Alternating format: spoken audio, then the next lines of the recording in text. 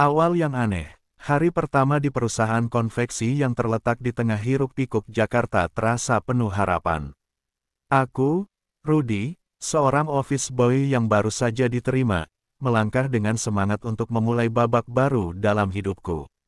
Setelah melewati proses seleksi yang cukup ketat, aku merasa bangga dapat bergabung dengan tim ini. Dengan seragam rapi dan senyum percaya diri, aku memasuki gedung yang akan menjadi tempat kerjaku. Suasana di dalam kantor cukup ramai. Para karyawan terlihat sibuk dengan tugas masing-masing.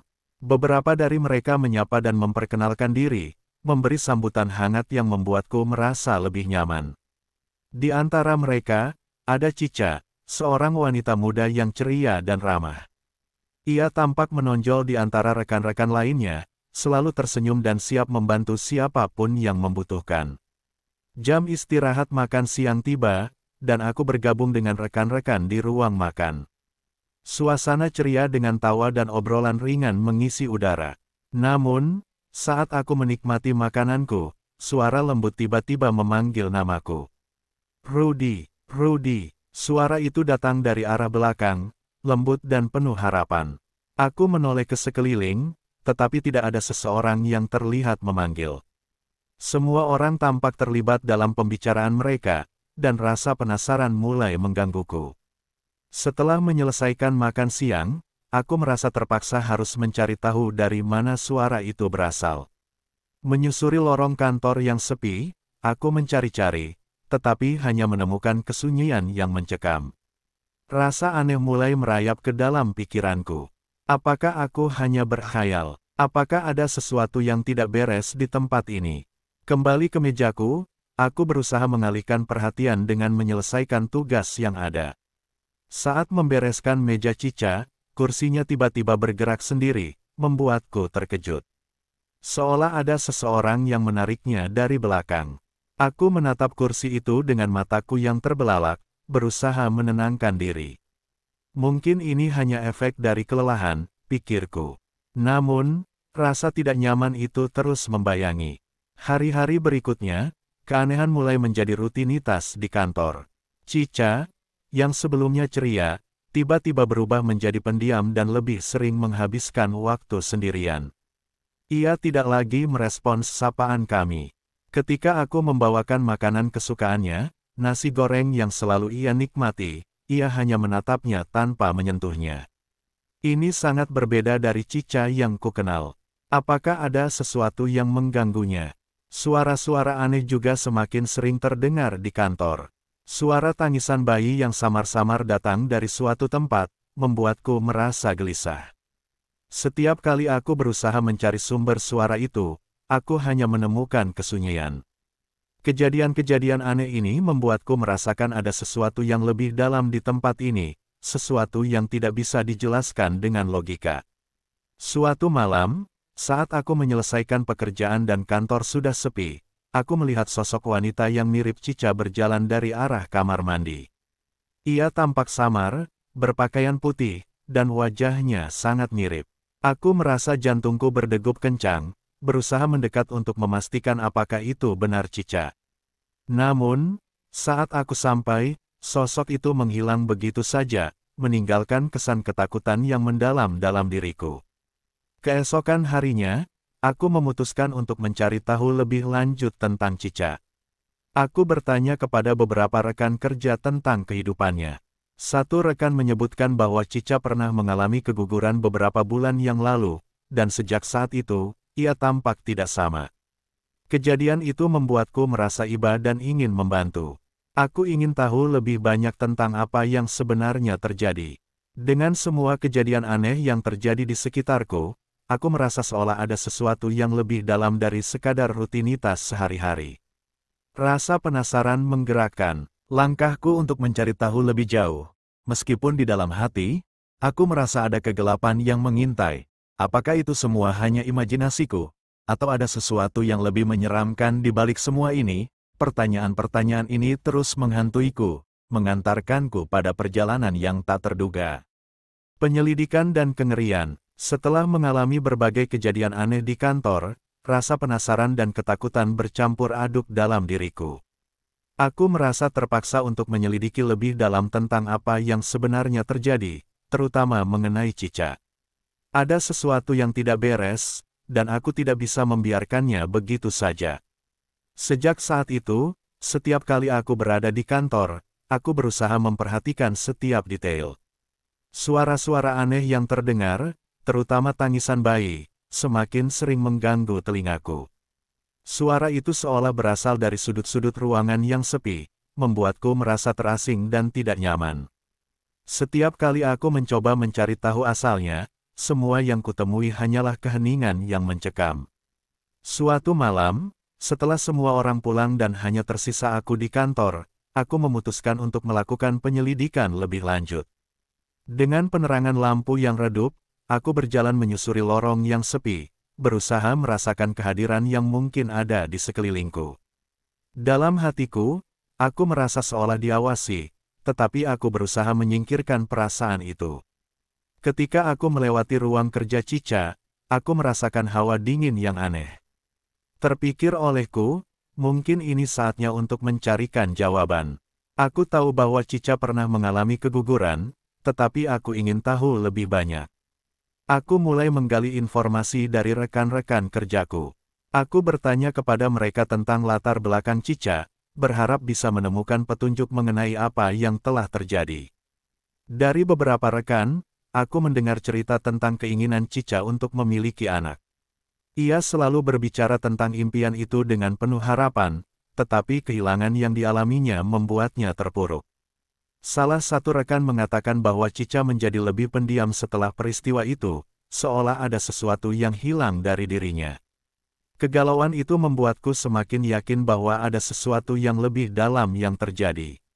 Aku juga mendengar bahwa beberapa waktu lalu, Cica sempat terlihat berbicara sendiri di sudut ruangan. Beberapa rekan mengira itu hanya tanda stres, tetapi setelah mendengar hal itu, aku merasa ada keanehan yang lebih besar. Aku mulai berpikir, apakah Cica sebenarnya berkomunikasi dengan sesuatu yang tidak terlihat?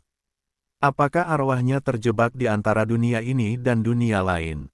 Keinginan untuk mengetahui kebenaran semakin menguat, dan aku merasa harus melakukan sesuatu. Dengan bantuan internet, aku mulai mencari informasi tentang gangguan gaib di tempat kerja. Aku menemukan banyak artikel tentang arwah yang tidak tenang dan bagaimana mereka seringkali terikat pada tempat di mana mereka mengalami trauma. Hal ini semakin membuatku merasa bahwa Cica mungkin terjebak dalam kegelapan yang tidak bisa ia lepaskan. Di tengah pencarianku, suara tangisan bayi semakin keras dan jelas. Suatu malam, saat aku berada di kantor sendirian, suara itu seolah memanggilku. Tanpa sadar, aku mengikuti suara tersebut ke arah ruang penyimpanan yang terletak di ujung lorong. Saat aku membuka pintu, hawa dingin langsung menyergapku. Di dalam ruang penyimpanan, aku melihat bayangan samar yang bergerak. Jantungku berdegup kencang. Dengan hati-hati, aku melangkah masuk, berusaha melihat lebih jelas. Ketika aku mendekat, bayangan itu menghilang, dan suara tangisan itu semakin menggema. Aku merasa terperangkap dalam suatu permainan gaib yang tidak bisa kutangkap. Saat itu juga, aku melihat sebuah benda jatuh dari rak, memecah keheningan dan membuatku terlonjak kaget. Kembali ke meja kerjaku, aku berusaha menenangkan diri. Namun, perasaan takut itu tidak kunjung reda. Setiap kali aku bekerja, aku merasa ada sesuatu yang mengawasi. Dalam pikiranku, aku terus memikirkan Cica dan apa yang mungkin dia alami. Apakah ia benar-benar terjebak di sini? Apa yang bisa aku lakukan untuk membantunya? Hari demi hari berlalu, dan keanehan di kantor semakin meningkat. Rekan-rekanku mulai merasakan hal yang sama. Beberapa dari mereka mengeluh tentang suara-suara aneh yang terdengar, dan beberapa bahkan melaporkan melihat sosok-sosok samar di sudut ruangan. Kami semua mulai merasa bahwa ada sesuatu yang tidak beres di tempat ini. Suatu hari, dalam sebuah obrolan ringan, salah satu rekan kerja menyebutkan tentang pesugihan, bahwa beberapa orang di luar sana berusaha mendapatkan kekayaan dengan cara-cara yang tidak biasa. Tiba-tiba, pikiran itu menghantuiku. Apakah Cica terjebak dalam pesugihan yang tidak berhasil? Apakah ia telah melakukan kesepakatan yang mengakibatkan arwahnya terperangkap di sini? Dengan pikiran yang semakin gelap, aku bertekad untuk mencari tahu lebih lanjut. Aku harus menemukan cara untuk membantu Cica, meskipun aku tidak tahu apa yang harus dilakukan. Namun, satu hal yang jelas, aku tidak bisa mengabaikan semua keanehan ini. Kegelapan di tempat ini semakin menghantuiku, dan aku merasa bahwa perjalanan ini baru saja dimulai. Kebenaran terungkap, setelah semua kejadian aneh yang terjadi di kantor, rasa penasaranku semakin mendalam. Aku merasa semakin terjerat dalam misteri yang menyelimuti Cica. Keberanianku untuk menyelidiki lebih jauh semakin tumbuh, dan aku tahu aku harus menemukan kebenaran agar bisa membantu arwah yang terjebak di antara dunia ini. Suatu sore, aku memutuskan untuk menemui suami Cica. Dengan perasaan campur aduk dan sedikit takut, aku berangkat menuju rumahnya. Dalam perjalanan, pikiranku dipenuhi dengan berbagai pertanyaan. Bagaimana aku bisa menjelaskan semua ini kepadanya? Apa yang harus kukatakan tentang kejadian aneh yang telah aku alami? Namun, dalam hati, aku merasa ini adalah langkah yang harus kuambil. Setibanya di rumah Cica, aku disambut oleh suaminya, Rudy. Wajahnya tampak lelah dan sedih, seolah kehilangan yang dialaminya belum sepenuhnya pulih. Aku memperkenalkan diri sebagai rekan kerja Cica dan menjelaskan bahwa aku ingin berbicara tentangnya. Rudy mengangguk dan mempersilakan aku masuk. Di dalam rumah, suasana terasa hampa. Banyak barang-barang yang masih tersimpan rapi, tetapi ada aura kesedihan yang menyelimuti.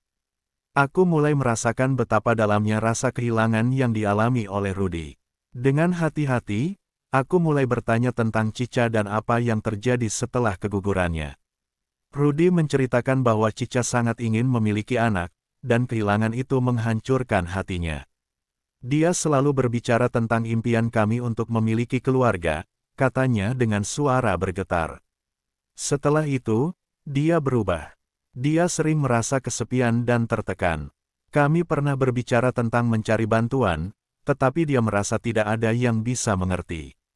Mendengar cerita Rudy, hatiku terasa semakin berat. Ternyata, Cica tidak hanya mengalami kehilangan fisik, tetapi juga kehilangan harapan dan kebahagiaan. Rudy melanjutkan, setelah beberapa waktu, aku merasa seperti dia tidak sepenuhnya pergi.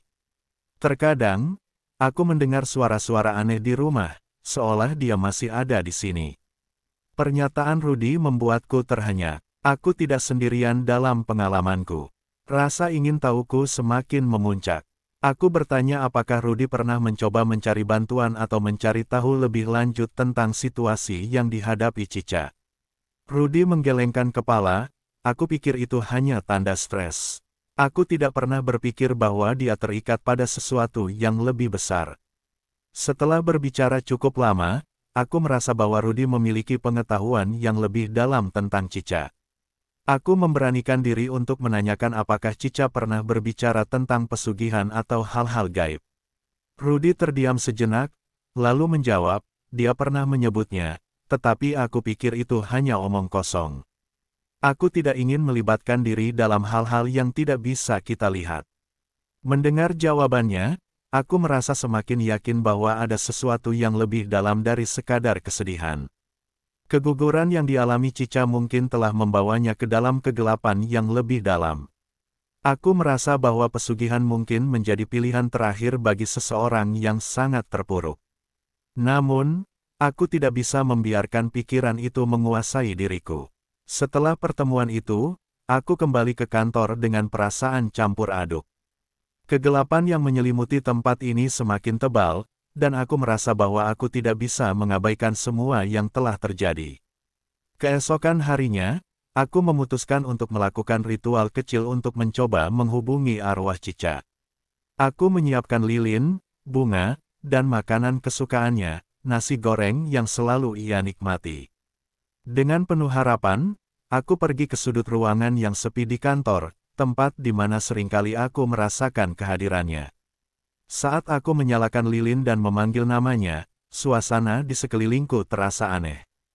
Hawa dingin menyelimuti, dan aku bisa merasakan sesuatu yang tidak biasa. Ketika aku mulai berbicara, suara tangisan bayi kembali terdengar, kali ini lebih dekat.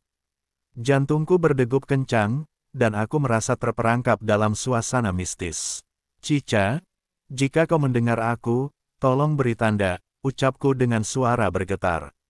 Dan tiba-tiba, kursi di dekatku bergerak, membuatku terlonjak. Aku merasa ketakutan, tetapi di saat yang sama, aku merasakan kehadiran Cica. Dalam kegelapan, aku melihat sosok perempuan dengan gaun putih, wajahnya samar tetapi sangat mirip dengan Cica. Ia tersenyum, tetapi ada kesedihan yang mendalam di matanya. Aku ingin bertanya, tetapi kata-kata itu terhenti di tenggorokanku. Dalam momen itu, aku menyadari bahwa Cica mungkin ingin memberitahuku sesuatu, tetapi tidak bisa. Aku merasa terjebak dalam permainan yang lebih besar dari diriku. Suasana di sekelilingku semakin mencekam, dan suara tangisan bayi semakin keras. Aku tahu bahwa aku harus menemukan cara untuk membebaskan arwahnya dari kegelapan yang mengikatnya. Dengan tekad yang semakin kuat, aku memutuskan untuk mencari informasi lebih lanjut tentang pesugihan dan cara-cara untuk membantu arwah yang terjebak. Aku tidak bisa membiarkan Cica terus berada dalam kegelapan. Aku harus menemukan kebenaran, tidak peduli seberapa menakutkan perjalanan ini. Kegelapan di tempat ini semakin mendalam, dan aku tahu bahwa perjalanan menuju kebenaran baru saja dimulai. Pilihan yang tragis. Hari-hari berlalu, dan suasana di kantor semakin mencekam. Setiap kali aku melangkah ke dalam ruangan, aku merasa seolah ada mata yang mengawasi. Suara tangisan bayi masih sering terdengar, semakin memperkuat keyakinanku bahwa ada sesuatu yang lebih dalam dari sekadar masalah pribadi Cica. Aku merasa terjebak dalam labirin kegelapan, dan aku tahu bahwa aku harus menemukan cara untuk membantu Cica agar arwahnya bisa tenang.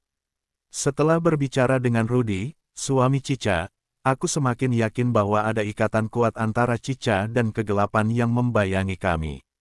Dalam pencarianku, aku menemukan sebuah artikel tentang pesugihan yang menyebutkan bahwa banyak orang terjebak dalam kesepakatan yang mereka buat tanpa memahami konsekuensinya. Aku mulai berpikir, apakah Cica terjebak dalam situasi ini? Apakah ia telah melakukan sesuatu yang tidak bisa ia tarik kembali?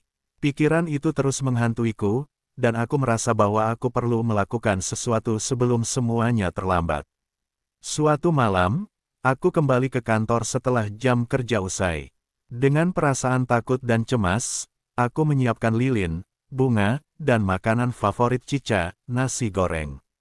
Aku pergi ke sudut ruangan yang sering aku rasakan sebagai tempat kehadirannya. Dalam hati, aku berdoa agar Cica bisa mendengarku. Ketika semua sudah siap, aku mulai berbicara. Cica, jika kau di sini, aku ingin membantumu. Aku tahu kau merasa terjebak. Tolong, tunjukkan padaku apa yang bisa kulakukan. Suasana di sekelilingku terasa semakin berat, dan hawa dingin menyelimuti. Saat itu, suara tangisan bayi kembali terdengar, kali ini lebih dekat, seolah meminta perhatian. Tiba-tiba, aku melihat sosok Cica muncul di depanku. Ia tampak lemah dan sedih, wajahnya penuh kesedihan. Rudy, tolong, ucapnya dengan suara yang hampir tidak terdengar. Aku merasakan betapa dalamnya kesedihan dan penyesalan di dalam hatinya. Aku bertanya, Cica, apa yang terjadi? Apa yang bisa aku lakukan untuk membantumu? Ia hanya bisa menatapku dengan mata yang penuh harapan dan ketakutan.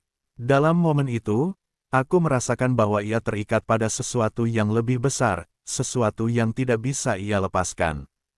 Ketika aku mencari jawaban, suara tangisan bayi semakin keras. Aku berusaha untuk tetap tenang, tetapi rasa panik mulai menguasai diriku. Dalam keadaan bingung, aku melihat sekeliling dan menemukan sebuah buku tua yang tergeletak di sudut ruangan. Tanpa pikir panjang, aku mengambilnya dan membuka halaman-halamannya. Buku itu berisi informasi tentang ritual pesugihan dan konsekuensi yang mengikutinya. Saat aku membaca, aku menemukan bahwa pesugihan seringkali melibatkan pengorbanan, dan terkadang arwah yang terlibat tidak bisa tenang sampai mereka memenuhi janji yang telah dibuat. Hatiku berdegup kencang saat aku menyadari bahwa Cica mungkin telah terjebak dalam kesepakatan yang mengharuskannya untuk memberikan tumbal agar mendapatkan kekayaan yang ia inginkan. Aku merasa terjebak dalam dilema yang mengerikan. Jika Cica memang terikat dengan kesepakatan tersebut, aku harus segera menemukan cara untuk membebaskannya. Namun, ritual yang harus dilakukan bisa sangat berbahaya. Dalam pikiran, aku teringat akan Rudy, suami Cica, dan betapa sedihnya ia kehilangan istrinya. Aku memutuskan untuk berbicara dengan Rudy lagi, berharap ia bisa membantu menjelaskan situasi ini. Keesokan harinya, aku menemuinya di rumah. Dengan hati-hati, aku mulai menjelaskan semua yang aku alami dan temukan. Setiap kata yang keluar dari mulutku terasa berat, tetapi aku tahu bahwa aku harus melakukannya demi Cica. Rudy mendengarkan dengan seksama, tetapi wajahnya tampak bingung dan skeptis. Kau yakin ini semua benar? Aku tidak ingin berpikir bahwa Cica terjebak dalam sesuatu yang jahat, katanya dengan nada penuh keraguan. Namun, saat aku menjelaskan tentang suara tangisan bayi dan penampakan Cica, aku bisa melihat keraguan di wajahnya mulai memudar. Aku tidak tahu apa yang harus kita lakukan, ucapnya dengan suara penuh kesedihan. Aku hanya ingin Cica kembali. Jika ia memang terjebak, kita harus membantunya. Setelah berbicara panjang lebar, kami memutuskan untuk melakukan ritual untuk membebaskan Cica dari ikatan pesugihan yang mungkin telah ia buat. Kami mengumpulkan semua perlengkapan yang diperlukan dan merencanakan ritual sederhana di tempat di mana aku sering merasakan kehadirannya. Malam itu, kami berkumpul di sudut ruangan yang sepi. Dengan lilin menyala dan makanan kesukaannya di depan kami, aku mulai membaca doa yang kutemukan dalam buku tua. Suasana di sekitar kami terasa berat, dan hawa dingin kembali menyelimuti. Kami berdua berdoa dengan penuh harapan agar Cica bisa mendengar dan merasakan kehadiran kami. Saat ritual berlangsung, suara tangisan bayi semakin keras, dan aku bisa merasakan ketegangan di udara.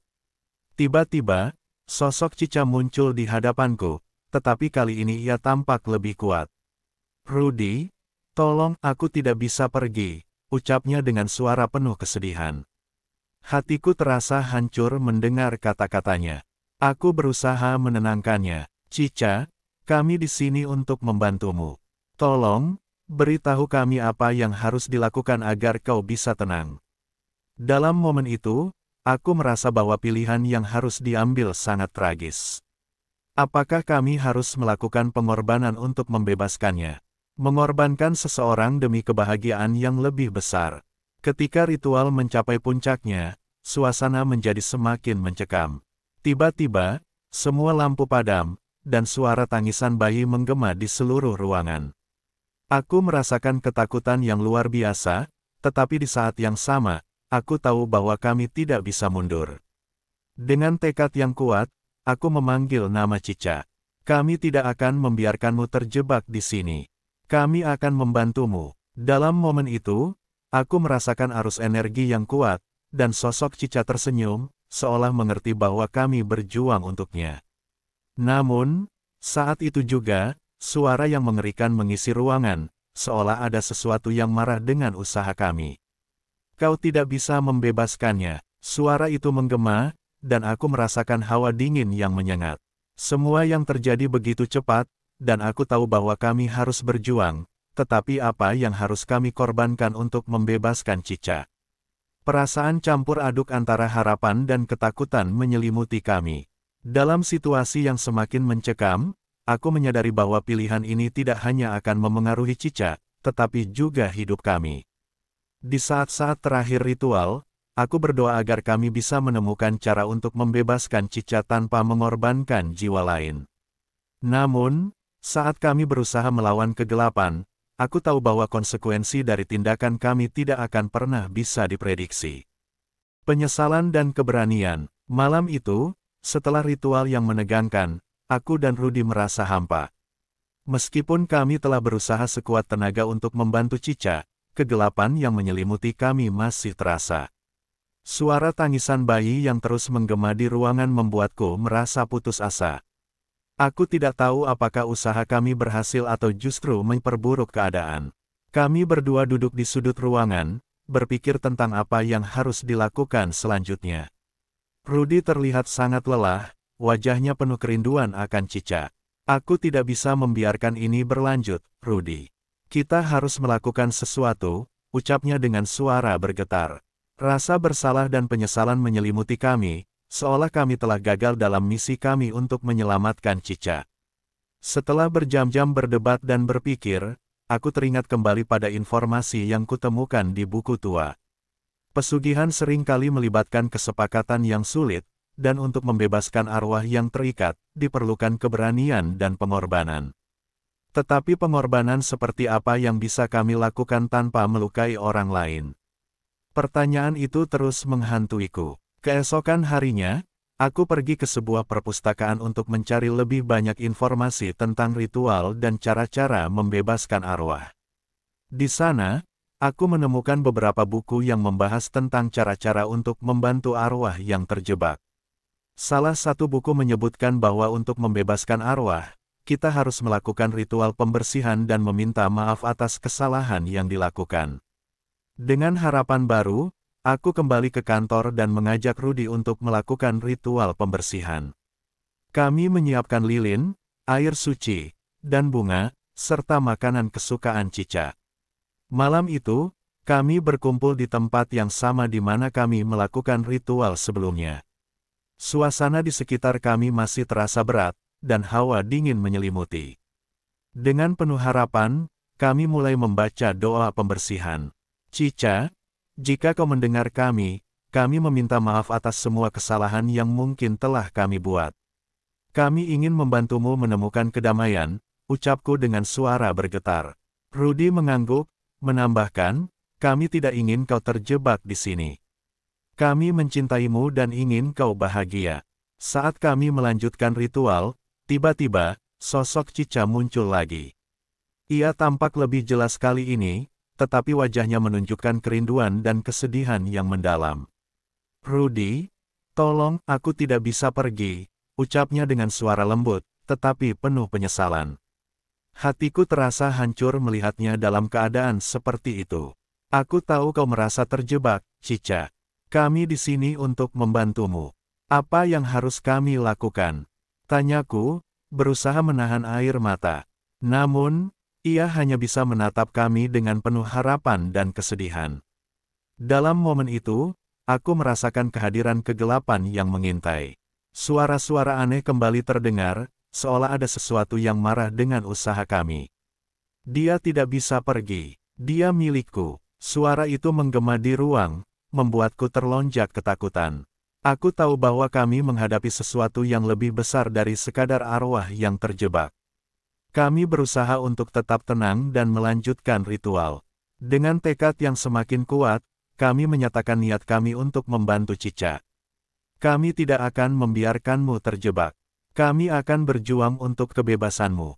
Teriakku dengan penuh keberanian. Namun, saat itu juga, suasana berubah menjadi semakin mencekam. Hawa dingin semakin menyengat, dan aku merasakan seolah ada sesuatu yang ingin menghentikan kami. Dalam keadaan panik, aku melihat sosok gelap muncul di sudut ruangan. Sosok itu tampak menakutkan, seolah mewakili semua kesedihan dan kesalahan yang pernah terjadi. Jika kau ingin membebaskannya, kau harus membayar harga yang mahal, suara itu bergetar dalam kegelapan. Hatiku berdebar-debar, apa yang harus kami korbankan? Apakah kami harus mengorbankan diri kami sendiri? Pertanyaan-pertanyaan itu berputar dalam pikiranku. Kami melanjutkan ritual dengan lebih semangat, berdoa agar Cica bisa mendengar dan merasakan usaha kami. Kami tidak akan mundur, Cica. Kami akan berjuang untukmu, ucap Rudy, suaranya penuh tekad. Dalam momen itu, kami merasakan arus energi yang kuat, dan sosok Cica tampak lebih cerah. Ketika kami melanjutkan ritual, tiba-tiba, sosok gelap itu mendekat. Kau tidak bisa membebaskannya, dia milikku, teriaknya dengan suara yang menggeram. Aku merasakan ketakutan yang luar biasa, tetapi di saat yang sama, aku tahu bahwa kami tidak bisa mundur. Kami harus berjuang untuk kebebasan Cica, tidak peduli seberapa besar risikonya. Akhirnya, saat kami mencapai puncak ritual, aku berdoa dengan sepenuh hati. Cica, kami mencintaimu. Tolong, temukan kedamaianmu. Kami akan selalu mengingatmu. Ketika kata-kata itu keluar dari mulutku, aku merasakan cahaya yang menyelimuti ruangan. Cica tersenyum, dan dalam sekejap, sosok gelap itu menghilang, disusul oleh suara tangisan bayi yang perlahan mereda. Ketika semua selesai, suasana di sekitar kami terasa lebih ringan. Cica tampak lebih damai, dan akhirnya, ia bisa melepas semua beban yang mengikatnya. Hatiku terasa lega, tetapi pada saat yang sama, aku merasakan kesedihan yang mendalam.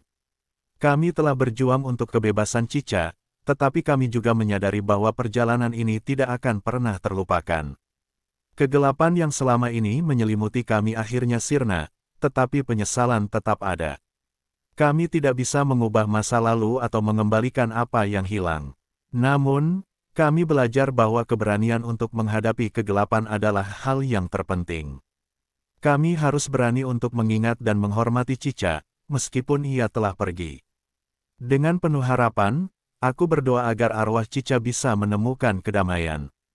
Kegelapan yang pernah mengikatnya telah sirna, dan kami berdua berjanji untuk melanjutkan hidup dengan mengenang semua pelajaran berharga dari pengalaman ini.